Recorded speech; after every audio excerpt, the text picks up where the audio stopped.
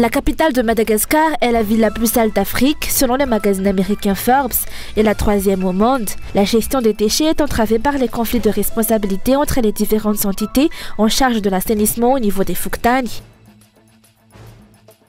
La hausse des prix du carburant pour atteindre la vérité des prix va provoquer une crise sociale dans le pays selon le parti FMI Malagasy. La vérité des prix du carburant qui sera appliquée ce mois-ci selon le dernier Conseil des ministres. Dans l'actualité internationale, au Rwanda, la population vote ce lundi 15 juillet 2024 pour la présidentielle et les législatives. Le président Paul Kagame, au pouvoir dans le pays depuis 24 ans, brigue un 4e mandat de 5 ans. Seuls 2 autres candidats ont été autorisés à se présenter face à lui.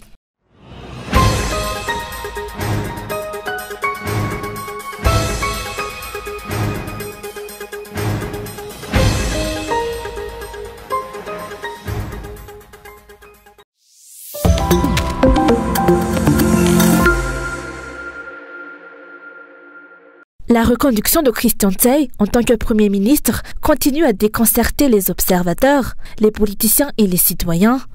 Le travail accompli par Christian Tse au cours des 6 années où il a dirigé le gouvernement répond-il aux critères de sélection évoqués par le président de la République Ndjadjwil lors de son discours de nomination du Premier ministre vendredi dernier?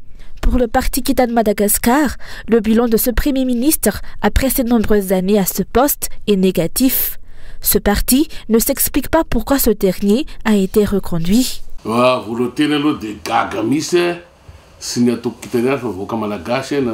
Les citoyens, et non seulement les partis politiques, ont été surpris par la reconduction de Christian Tse. Après avoir entendu le discours du président, celui-ci avait en effet affirmé que le Premier ministre qu'il allait nommer était doué en négociation internationale, en gestion des affaires nationales et en administration. La réalité est cependant que de nombreux Malgaches ne mangent pas. Le président a lui-même reconnu les difficultés du peuple, comme le mauvais état des routes. Face à ces constats, comment a-t-il pu reconduire le même Premier ministre? Son discours est contradictoire. Y avait-il vraiment aucun autre candidat que Tse? Le bilan de ces 6 années à ce poste est négatif. La plateforme Ant s'interroge sur l'efficacité prouvée des projets réalisés sous ce Premier ministre, étant donné qu'il est toujours maintenu en poste malgré les nombreux problèmes auxquels le peuple est confronté. S'il l'a reconduit, c'est parce qu'il considère que c'est une équipe gagnante. Les Malgaches se demandent alors quel est le critère permettant de dire que le régime actuel a gagné et pourquoi il maintient la même équipe. Les dirigeants, en premier lieu le président, devrait se remettre en question, car il est le premier responsable de la direction que prend le pays. Nous nous demandons si cette reconduction ne vise pas en réalité à protéger des intérêts particuliers romains pour éviter des conflits, des révélations et des trahisons, au lieu de chercher véritablement à servir les intérêts du peuple. Pour nous, le peuple malgache n'a pas encore gagné. Les acteurs politiques interrogés se demandent également pourquoi les députés ont encore proposé le nom de Christian Tse au poste de Premier ministre, surtout qu'il évite de se confronter aux députés en face à face à l'Assemblée nationale depuis décembre 2022. La nomination des ministres qui composent de nouveaux gouvernements est attendue.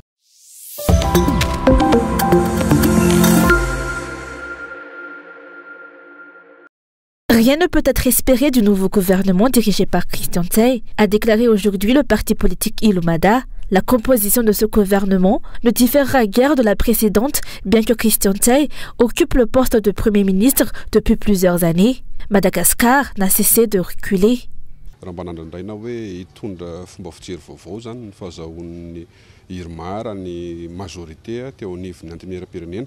Si de nouvelles idées étaient attendues avec l'acquisition par l'IRMAR de la majorité à l'Assemblée nationale, soutenue par les indépendants qui ont officiellement déclaré leur appui, c'est pourtant le même Premier ministre qui a été reconduit. Il est triste de constater que nous sommes parmi les pays les plus pauvres, malgré le potentiel de nos ressources souterraines, terrestres, maritimes et humaines.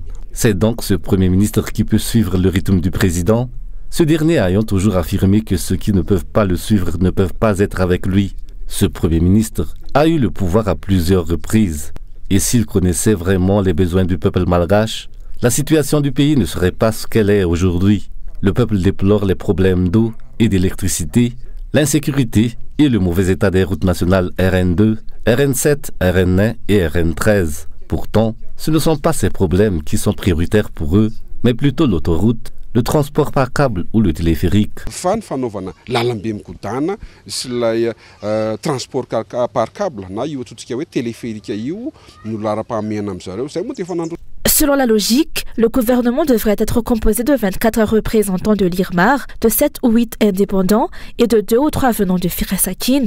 Le nombre de membres du gouvernement est lié à la position des groupements politiques à l'Assemblée nationale, une situation qui suscite des inquiétudes quant au bouleversement de l'équilibre régional suite à la reconduction de Christian Tsey, selon les explications. Avec 84 députés de l'IRMAR, 50 indépendants et 22 du Firesakin, ce qui représente respectivement 60%, 30% et 10%. La plateforme Firesakin pourrait donc obtenir 2 à 3 places si cela leur est accordé. Il est surprenant de constater qu'il n'y avait qu'un seul candidat lors de l'élection du président de l'Assemblée nationale. L'opposition n'a-t-elle pas pu faire valoir son éthique et s'affirmer? Au pire, les membres de l'opposition auraient dû sortir ou présenter leur propre candidat pour respecter leur position. Vous n'êtes pas seul dans l'opposition, vous avez des supporters au-delà de l'Assemblée, de nombreux citoyens. Telle serait donc normalement la composition du gouvernement si l'on se réfère aux statistiques et à la logique. Mais comme nous l'avons vu, ce régime a sa propre logique, différente de celle des analystes politiques et des partis politiques, pour ne citer que le cas de l'équilibre régional, qui certes n'est pas dans la Constitution, mais qui constitue un principe malgache relayé par les anciens. Fiarahamonina malagasy sy sotoavana malagasy efa napetraka n'ireo ray aman-dreny tany aloha tany le hoe équilibre régional. Rappelons que Christian Tsey a été nommé à la tête du gouvernement depuis 2018 sous le régime de Eradzonar Mapian. Alors que les affaires politiques ne changent guère, Madagascar continue de reculer dans tous les domaines, qu'il s'agisse de la bonne gouvernance ou de l'économie. Selon le parti Ilmada, la promulgation des décrets convoquant les électeurs aux élections municipales, qui sont importantes pour le pays, est attendue.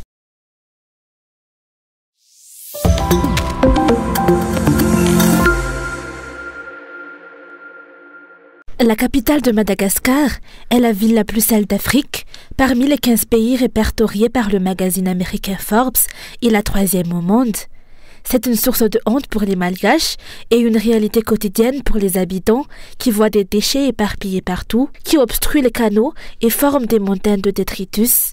Cette situation est exacerbée par la pollution issue de divers gaz tels que la fumée des usines, la combustion des déchets, les échappements des véhicules qui contribuent aussi aux maladies respiratoires.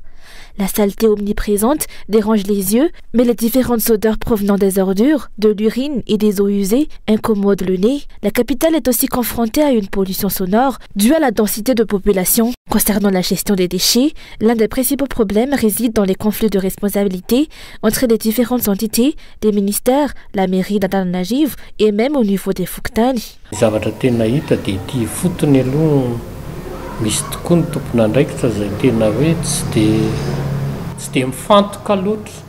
À la base, certains responsables ne se concentrent pas suffisamment sur l'assainissement ou l'entretien du quartier, mais se limitent plutôt aux aspects administratifs. Une erreur de gestion notable dans la ville est la création du RF2, où les responsabilités entre le Fokontany et le RF2 sont souvent mal définies. Normalement, le RF2 devrait être placé sous la direction du Fokontany, qui est le premier responsable. Cependant, il arrive fréquemment que les dirigeants des Fokontany et les RF2 se disputent les responsabilités. Les problèmes dans la mise en place du RF2 ont probablement contribué à ces conflits, notamment le fait que la commune considère le RF2 comme indépendant, ce qui engendre des tensions avec le Fokontany.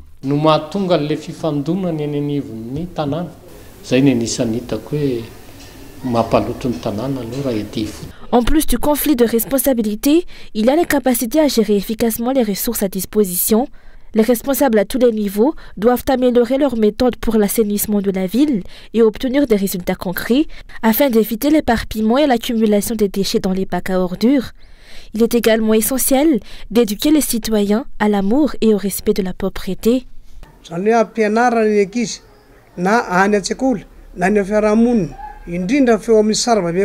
Les enfants doivent être éduqués au civisme, que ce soit à la maison, dans la société ou à l'école. afin de réduire les déchets dans la capitale. Il est également crucial de sensibiliser les habitants dans chaque Fukuntane à ne pas jeter leurs déchets n'importe où, notamment dans les canaux et les zones non destinées à cet usage, et à utiliser les bacs à ordures. La propreté est un pilier essentiel pour prévenir les maladies qui peuvent se propager dans le pays.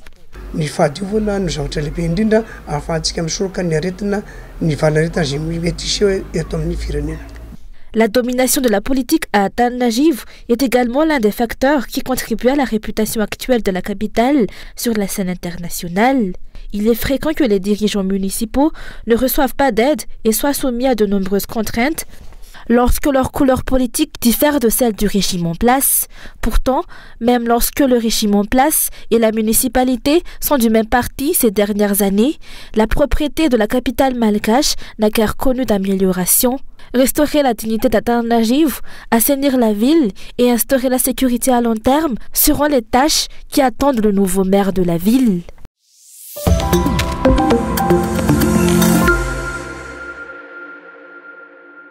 La hausse des prix du carburant pour atteindre la vérité des prix va provoquer une crise sociale dans le pays, selon le parti FMI Malagasy aujourd'hui. Le pouvoir d'achat des Malgaches ne peut plus supporter cette augmentation face à la hausse du coût de la vie, ce qui nécessite que les dirigeants adoptent une stratégie claire pour contrôler cette situation. L'augmentation des frais de bus, en conséquence, pourrait entraîner une augmentation du nombre de personnes contraintes de se déplacer à pied, faute de moyens suffisants.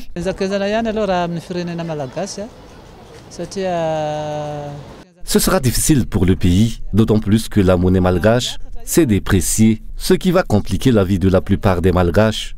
Cette augmentation aura un impact significatif sur la vie quotidienne des citoyens. Le recours au bus va diminuer et les déplacements à pied augmenter. Il est crucial que les dirigeants trouvent des solutions pour soutenir le peuple.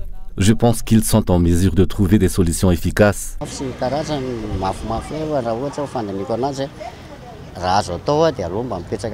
La vérité des prix du carburant sera appliquée ce mois-ci, comme décidé lors du dernier Conseil des ministres. Il a également été décidé que cette augmentation serait limitée à 200 AGH par litre. Une hausse perçue par le FMI Malagasy comme un massacre indirect du peuple malgache. Le prix du carburant dans le pays est basé à $120 le baril de pétrole. 1 euro équivaut à 5 000 ariars, tandis que le dollar oscille entre 4 600 et 4 700 ariars. C'est l'augmentation la plus élevée sur le marché international.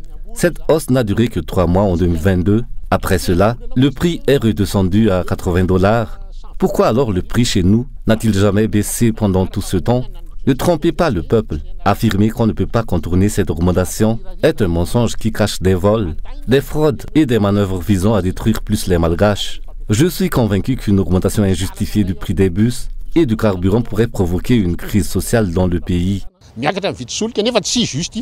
Rappelons qu'en 2022, Madagascar a connu la dernière augmentation du prix du carburant attribuée à la guerre entre la Russie et l'Ukraine.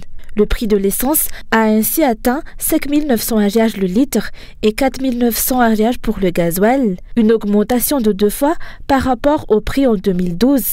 Cette hausse a exacerbé la pauvreté des Malgaches en accroissant les difficultés des habitants, surtout des consommateurs.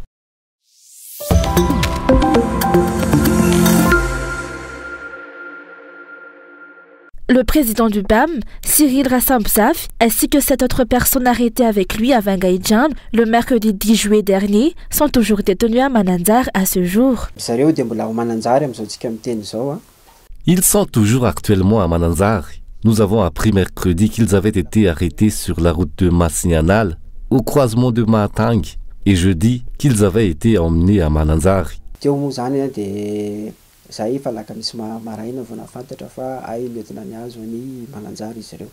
Ces individus ont été arrêtés pour avoir provoqué des troubles. Selon les explications, ils avaient participé à la revendication des habitants de Vangayjan le 5 juillet dernier pour la libération du député Sylvestre Mahavitara. La famille de Cyril Rassambzaf demande qu'il soit placé dans un lieu adapté pour préserver sa santé déjà fragile.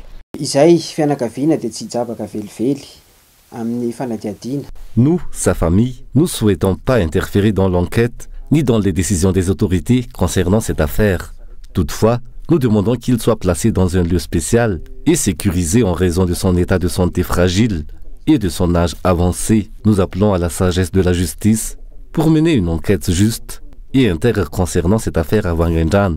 Nous exhortons également les dirigeants à traiter le jugement de notre père de manière juste. En attendant la suite de cette affaire, nous demandons à chacun de rester calme.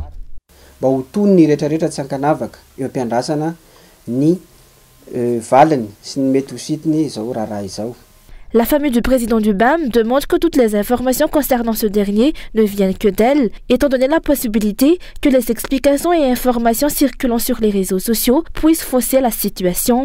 Le PAM, dirigé par Cyril Rassamzaf et la population de Wangaïchan, ont demandé l'égalité du district de Wangaïchan avec tous les autres districts de l'île, ainsi que le respect du choix du peuple et la libération du député local Sylvestre Mahavitaja, actuellement détenu à Tanmour. Les Antesak avaient le droit d'exiger la libération de ce député, qui est l'un de leurs.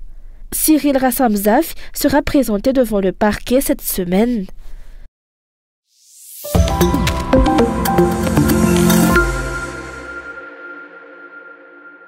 Les coupures d'électricité persistent à Atan Najiv et dans ses environs, alors qu'elles étaient censées prendre fin à partir du samedi 13 juillet dernier, selon le délai annoncé par le directeur général de la Jirama le 10 juillet.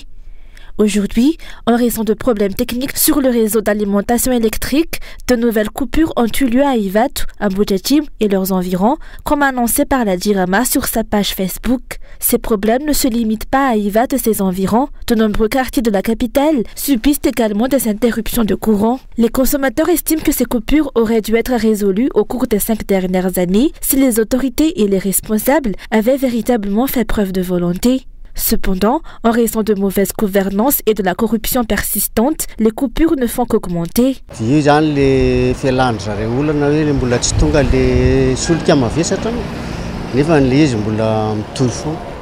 Ils avaient expliqué les coupures par le retard de livraison du fioul lourd, mais les interruptions persistent encore. Lorsque le courant est disponible, il est souvent à très basse tension, ce qui endommage les équipements. Les délestages sont devenus fréquents depuis 2018. Ce problème aurait pu être résolu, mais il persiste en raison des nombreuses irrégularités au sein de la Jirama, que ce soit au niveau de la gouvernance ou en raison de la corruption. Ces problèmes semblent insurmontables jusqu'à présent. Outre la mauvaise gouvernance, l'un des principaux problèmes qui affectent la Jirama est également l'utilisation des groupes électrogènes, une solution coûteuse en termes de prix du carburant selon les politiciens. Pour remédier à cette situation, la Jirama devrait envisager de réduire progressivement l'utilisation et l'allocation des groupes électrogènes et se concentrer plutôt sur l'exploitation des parcs solaires.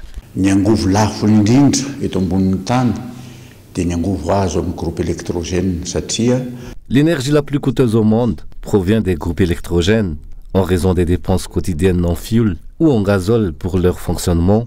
D'autant plus qu'ils appartiennent à des entreprises privées qui cherchent également à réaliser des profits. C'est l'un des principaux problèmes de la Jirama. Nous avons pourtant le potentiel, ne serait-ce que par le biais des centrales hydroélectriques, mais les dirigeants actuels n'ont pas envisagé cette option. Angie Razouiln, comme nous le savons, protège les intérêts français en raison de chartes et droits liés à sa nationalité française, ce qui ne lui permet pas d'agir sur ses contrats de location de groupes électrogènes. Les sommes dépensées à cet effet sont considérables. Une solution à court terme pourrait être la négociation avec des pays comme la Chine pour l'acquisition de parcs solaires et de centrales solaires. Avec 120 districts dans le pays, cette approche pourrait permettre de réduire les dépenses dans un délai de 5 à 10 ans.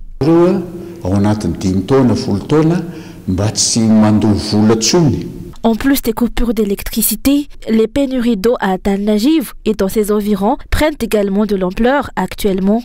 Souvent en raison des coupures d'électricité affectant les stations de traitement de l'eau. Madagascar devrait mettre l'accent sur la formation d'ingénieurs spécialisés dans la gestion de l'eau pour les nombreux cours d'eau du pays afin de contribuer à résoudre les problèmes d'interruption d'approvisionnement en eau selon les explications.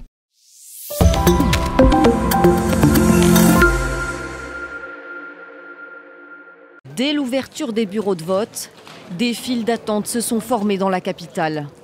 9 millions de Rwandais sont appelés aux urnes pour ces élections présidentielles et législatives qui enthousiasment visiblement la population. malgré l'absence de surprise. Je sais pour qui je vais voter. Cette personne est dans mon cœur. C'est quelqu'un qui a déjà fait beaucoup pour nous et nous a aidés dans notre développement. C'est pour ça que je suis venu tôt. Comme lors de la dernière présidentielle, Frank Habineza, le leader du seul parti d'opposition autorisé, et l'indépendant Philippe Mpayimana affrontent le président sortant Paul Kagame, qui devrait rempiler pour un nouveau mandat. En 2017, il l'avait emporté avec 98,79% des voix. À 66 ans, Paul Kagame, au pouvoir depuis la fin du génocide des Tutsis en 1994, reste ultra populaire. Dans ce pays où 65% de la population âgée de moins de 30 ans n'a pas connu d'autre président, il est plébiscité pour avoir relevé le Rwanda. Il a construit beaucoup de choses, des infrastructures, des routes, de nombreuses écoles et des hôpitaux. C'est bien. C'est notre président et on l'aime. Revers de la médaille, Paul Kagame est accusé de museler les voix critiques du pouvoir. L'ONG Amnesty International dénonce des menaces, des détentions arbitraires ou encore des meurtres et des disparitions forcées. Pendant la campagne, portraits du président et affiches aux couleurs de son parti, le FPR, ont largement dominé le paysage, alors que ses rivaux sont restés quasiment invisibles. Aucun suspense donc quant aux résultats de ces élections, dont les provisoires seront annoncés le 20 juillet, une semaine avant la proclamation des résultats définitifs.